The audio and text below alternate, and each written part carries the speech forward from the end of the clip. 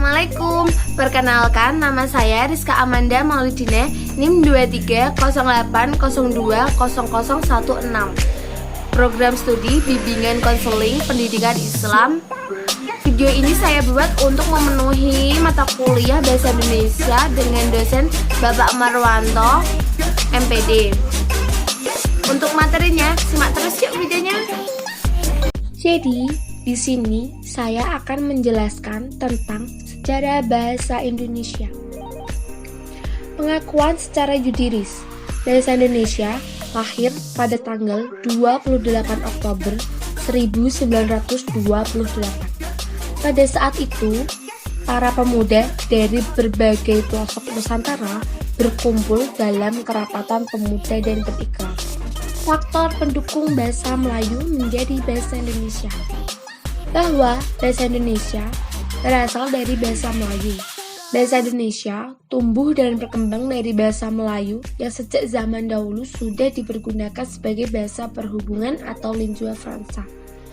Bukan hanya di Kepulauan Nusantara, melainkan juga hampir di seluruh Asia Tenggara. Bahasa Melayu mulai dipakai di kawasan Asia Tenggara sejak abad ke-7. Tujuan pembelajaran bahasa Indonesia. Pembelajaran bahasa Indonesia diarahkan untuk meningkatkan kemampuan siswa untuk berkomunikasi dalam bahasa Indonesia, baik lisan maupun tulis, serta menimbulkan penghargaan terhadap hasil cipta manusia. Bahasa merupakan salah satu hasil kebudayaan yang harus dipelajari dan diajarkan. Fungsi bahasa. Fungsi utama bahasa adalah sebagai alat berinteraksi dengan manusia, alat untuk berpikir, serta menyalurkan arti kepercayaan di masyarakat. Selain sebagai alat komunikasi maupun berinteraksi, bahasa juga memiliki arti penting sebagai metode pembelajaran pada lingkup bahasa itu sendiri. Kedudukan dan fungsi bahasa Indonesia. Bahasa Indonesia ada 3 kelompok. 1. Bahasa persatuan dan bahasa negara. 2. Bahasa daerah. 3. Bahasa asing. Ragam bahasa. Berdasarkan cara berkomunikasi. Ragam lisan, perlu lawan bicara. Ragam tulis tidak memerlukan lawan bicara. Berdasarkan cara pandang penutur. Ragam dialek, gua udah baca buku ini. Ragam terpelajar, saya sudah membaca buku ini. Ragam resmi, saya sudah membaca buku ini.